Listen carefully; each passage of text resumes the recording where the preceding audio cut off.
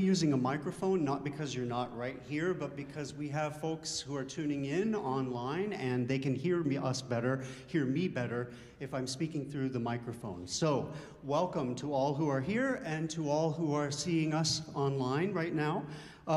This is an experiment on our part. We wanted to try to see who might come if we did a concert in the middle of the day, and it's gratifying to see so many of you here.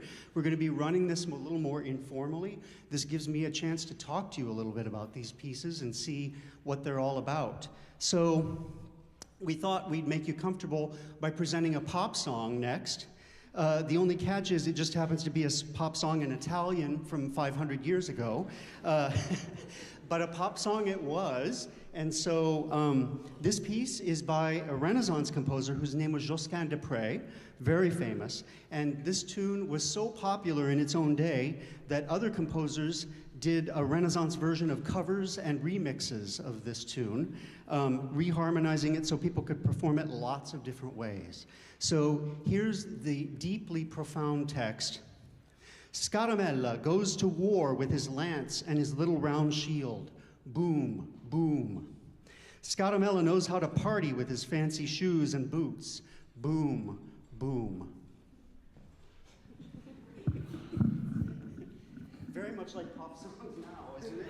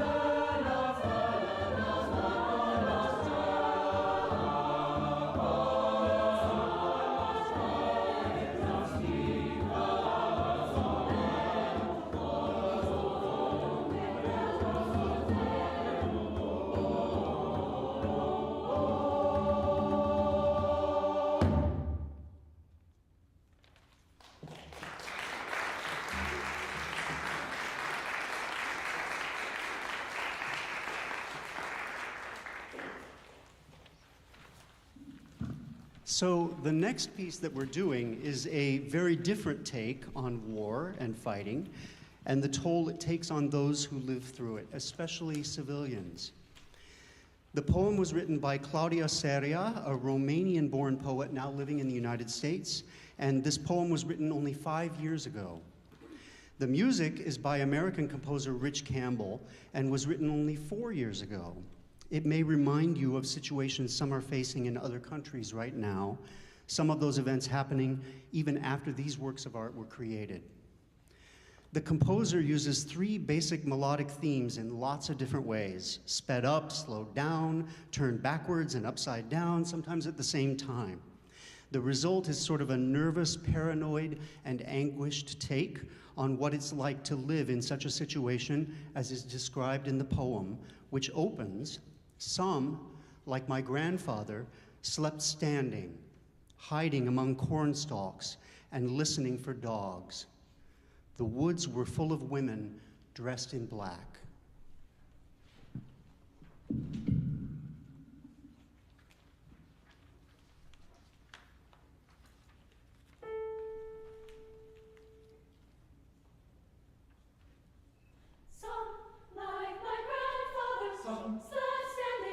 Some, like my grandfather, some, standing, some, like my grandfather.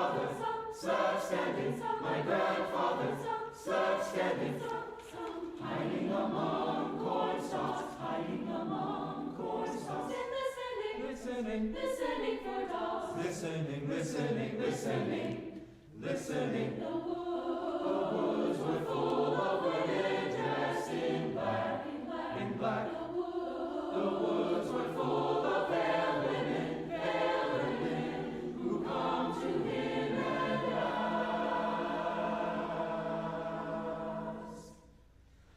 Did you see my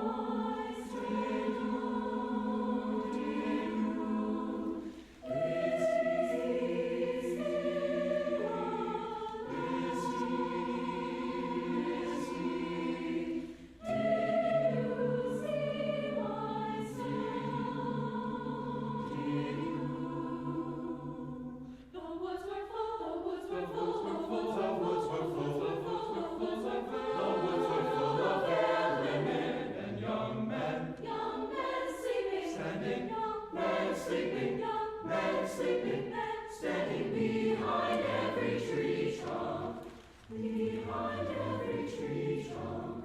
The woods were full. Young men wore rifles and slept standing, wore rifles and slept standing behind every tree trunk. The women were dressed in black with large wings on their backs.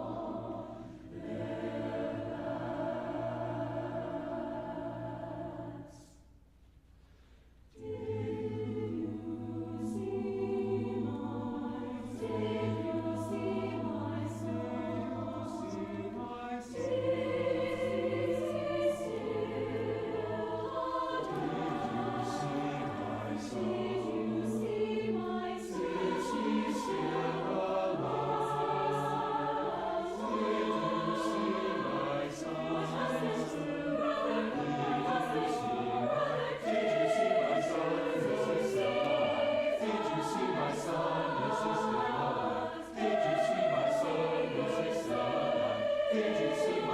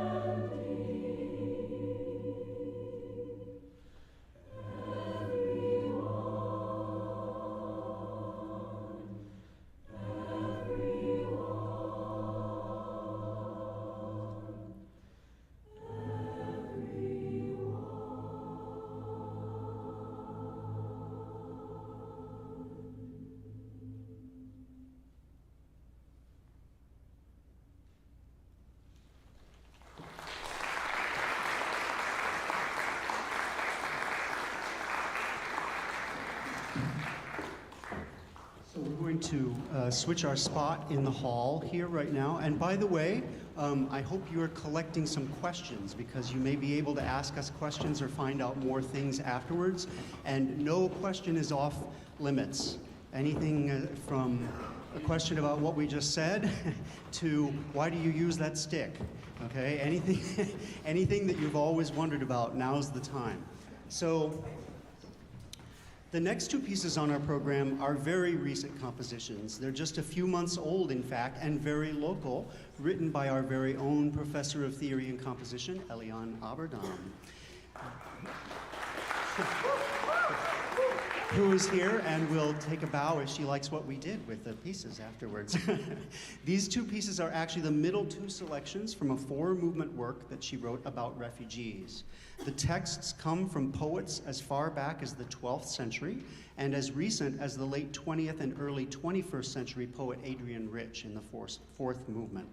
The uniting feature of all four poetic selections is that each one deals with some aspect of being a refugee, and each one features the word door in the poem as a metaphor for some aspect of the refugee experience. The movements we are performing are by, the poems are by 17th century Chinese poet Chen Tzu-lung and by 20th century British-American poet W.H. Auden, the second and third movements of Eliane Aberdamm's Doors.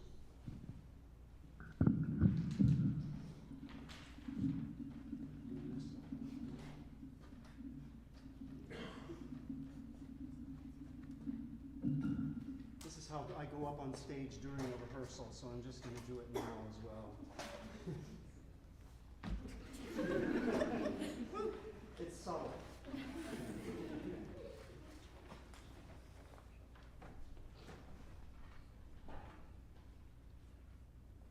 The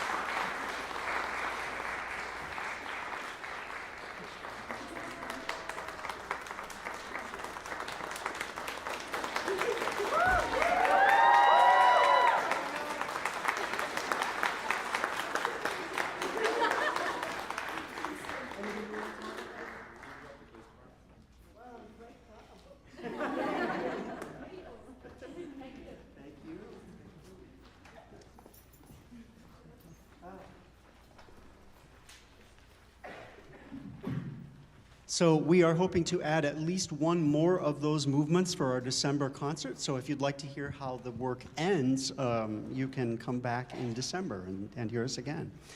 The next piece is a little unusual in that it is not a poem. Usually we sing poetry or nonsense syllables, but this is a speech that is being set to music.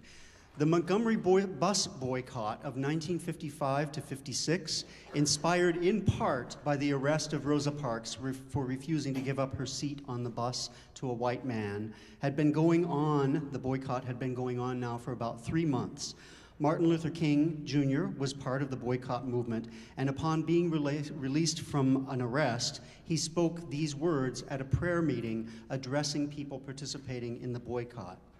It is important to note that, although Martin Luther King Jr. was a committed advocate to the ideal of nonviolence, that did not mean that his words were not motivated from a deep anger at the injustice of racial discrimination.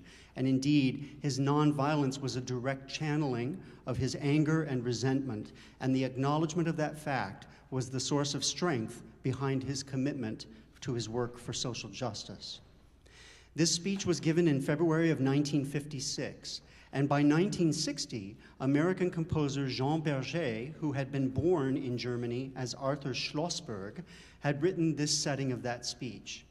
Because it was very close, the setting of this piece was set very close to the time of the speech, it captures the sense of contained rage that boils below the surface plea for calm.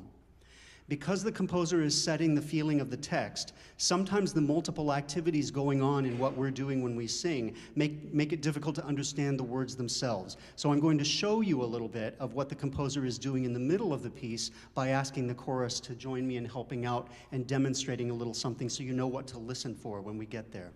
I'm going to ask first the tenors and basses to sing for you from a section from the middle, the very beginning of the part where they start the words, "If we are arrested every day, if we are exploited every day, if we are trampled over every day, don't ever let anyone pull you so low as to hate them." And let's do it. No, just support them.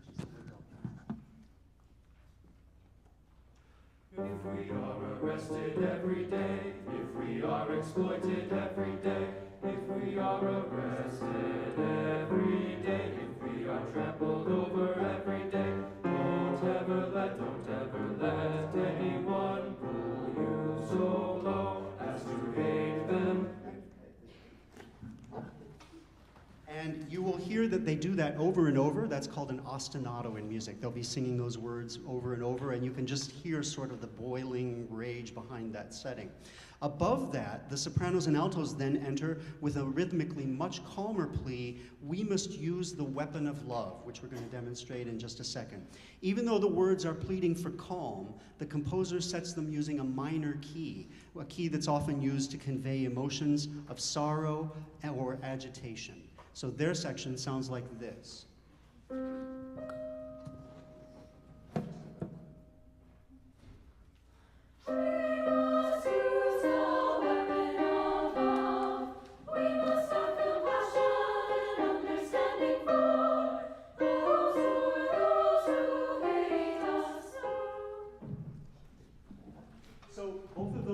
At the same time, and if you hadn't had that introduction, you might not have any idea what anybody was saying at those moments. So you will now hear how the great preacher and the composer who chose his words reach a sense of calm and resolute commitment by the end of this work.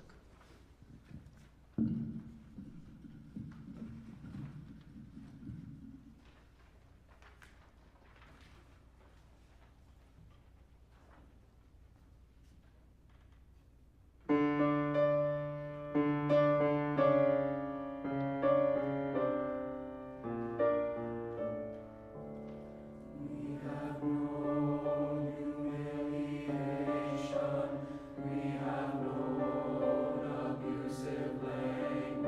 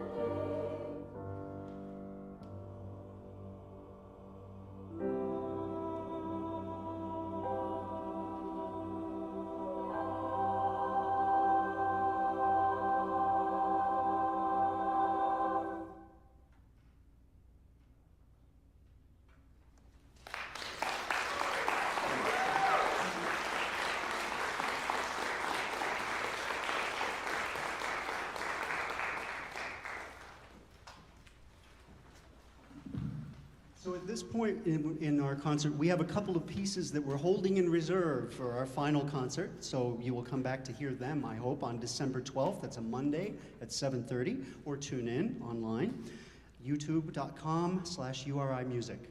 But at this point in the concert, we use the inspirational words we just heard to turn our thoughts towards hope and reconciliation. So the final piece of the concert, regardless of whether you're here today or whether you're here in December, is a setting of a Renaissance English poet, Sir Philip Sidney. The essence of the beautiful poem is basically to tell us that when things get difficult, try to find something beyond yourself and beyond the moment so that you can focus and move forward. For Sidney, that higher thing was eternal love. Robert Frost told us to choose something like a star to stay your mind on. Whatever that higher goal is for you, we hope you find it for yourself. Valediction.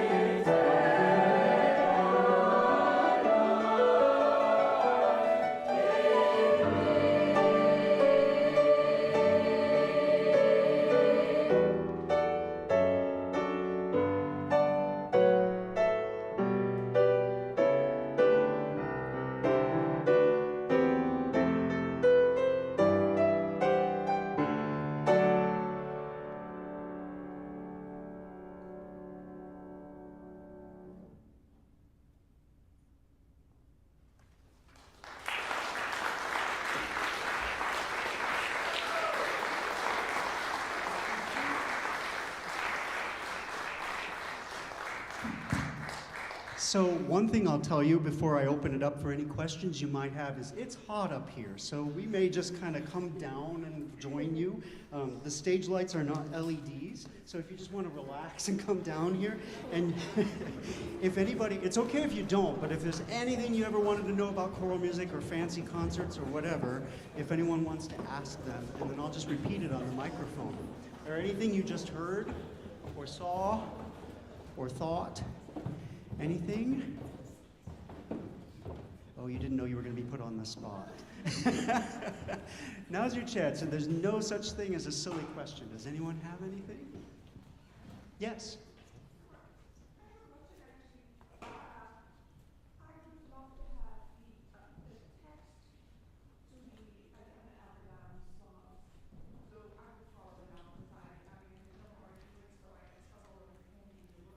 Absolutely. Does anyone have doors? Can I just borrow the cover for you? You can just hand it to me as you find it. You want the whole thing? Yeah, just the front has the text, I think. Yeah, here, that'll be cool. Oh, that's do not leave. Okay, somebody has doors? Great, thank you.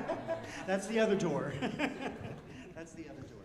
So, the texts are printed on the front of the program, and we do understand that sometimes it's hard to hear. So the first text is by the Chinese poet Chen Sulong, who was born in the 1600s. The little cart jolting and banging through the yellow haze of dusk, that's what you heard us doing, all of that, is the cart. The man pushing behind, the woman pulling in front. They have left the city and do not know where to go. Green, green are those elm tree leaves. They will cure my hunger. If only we could find some quiet place and sup on them together. The wind has flattened the yellow motherwort. Above it, in the distance, they see walls of a house. Surely there must be people living who will give you something to eat. They tap at the door, but no one comes.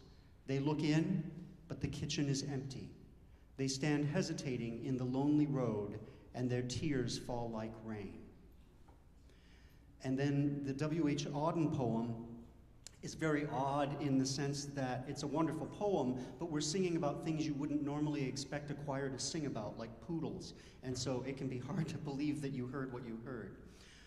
Once we had a country, and we thought it fair. Look in the atlas, and you'll find it there. We cannot go there now, my dear. We cannot go there now. Went to a committee, they offered me a chair, asked me politely to return next year. But where shall we go today, my dear? But where shall we go today? Saw a poodle in a jacket fastened with a pin. Saw a door open and a cat let in. But they weren't German Jews, my dear. But they weren't German Jews. Dreamed I saw a building with 1,000 floors, 1,000 windows, and 1,000 doors. Not one of them was ours, my dear. Not one of them was ours.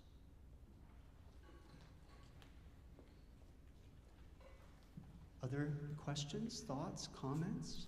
Yes?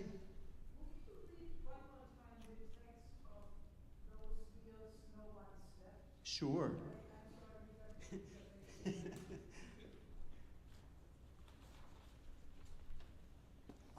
you.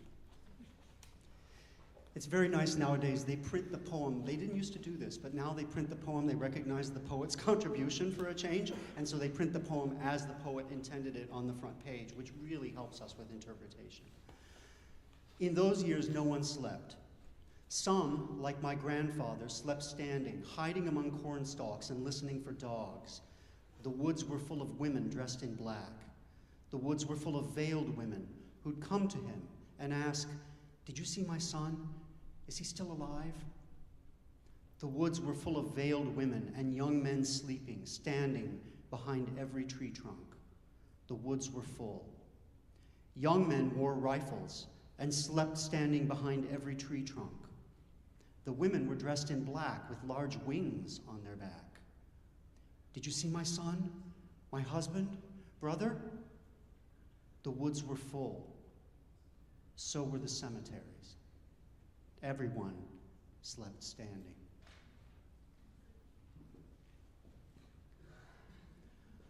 Other questions? Yes? I just want to congratulate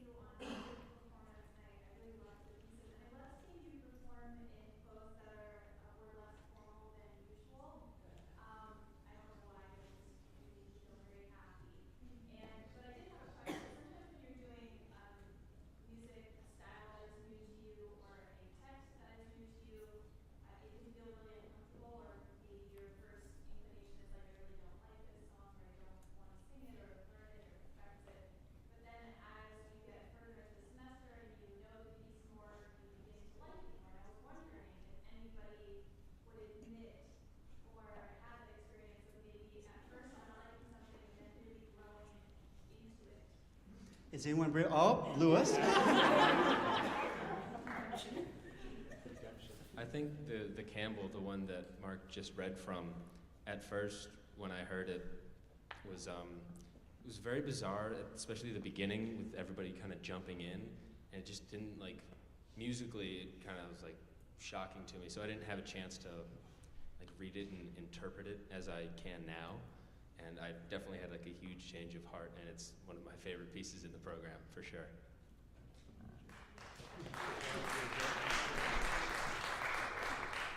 Kind of to just piggyback off what Lewis said, a lot of the parts I know, like there were parts of the song where we wanted to slow down, but the composer's intention was to just keep it at the speed, which I thought was honestly shocking with the text, because you'd think you want to slow down when you're talking about cemeteries, but it worked, but it just felt weird, but I liked it. I bet some audience members might be wondering about the Berger. Yes, does anyone want to comment about, or you got a different, yeah. Burger. So when we first learned pieces, we learned it all on solfege. So when we first started learning it, I was like, this is kind of boring. I don't really get it. And then when we introduced only some of the words, I'm like, what is going on here? I would turn to my neighbors. I'm like, do you understand what's going on? They're like, no. And then finally, when we got to put it all together, I'm like, wait, this is really powerful and awesome, and it makes so much sense when you read the whole thing through all together. And it felt like the first time we sang it through, I got chills. I was like, oh, that's so nice, and I feel like it relates to so many things that are going on today, and it feels good to be able to relate to something even though it's not from today. I was just going to say the same thing about solfege. Oh, okay. About solfege. Go ahead. Well, Casey already said it. We were just about text. We don't practice any of our pieces initially on text. We practice them on solfege syllables. So it sounds like gibberish. We get to know these pieces musically before we even introduce text at all. So with that level of separation, I think it can be a little bit more difficult to relate to a piece and settle into it at first. But then, like Casey said, you add the text and then all the pieces fall into place and it makes sense. So some of you may not know what solfege syllables are, and that's just do, re, mi. The do, re, mi syllables, we rehearse everything on those syllables when we start, and that way, there are many different ways, philosophies of learning things, but I'm the teacher here. So the so the way that I teach things, I feel that the text is very important. If they didn't feel that the text was important, composers would have written this stuff for marimbas, right? The text matters.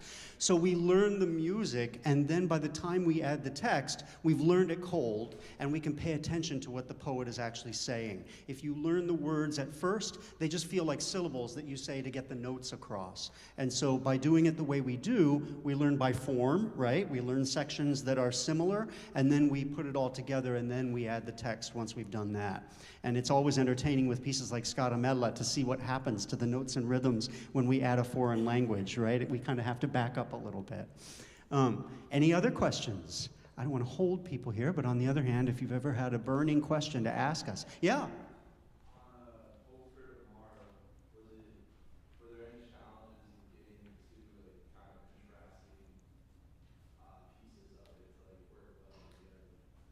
That's a great question. So the question was, in the Berger, was it hard to get those two contrasting parts that went together at the same time? Yes and no, because what we did is we learned it the way I just demonstrated it for everybody. So we learned the tenors and basses and their sort of grumbling low part together all the way through, and then we practiced the upper part together, and then we put it together. And by then, that's an example of using the form to help with that. So I think by the time we put them together, everyone was okay with it, yeah? I hope so. So yes, we planned for that, because otherwise it would have been a mess if we tried to read all of that all at once, right? Any other questions? Yeah. Was the accompaniment of piano, was that meant to be as written, or was that supposed to be an a cappella piece? No, that is an accompaniment, and it can be done with orchestra. And to give an idea of, in the 1960s, when Berger wrote this, in the 1960s, this was sometimes performed as a high school all-state piece, if you can believe that. That's a pretty complicated high school all-state piece, but it did appear that way sometimes. So yes, it can either be for piano or orchestra, but there is accompaniment. Other?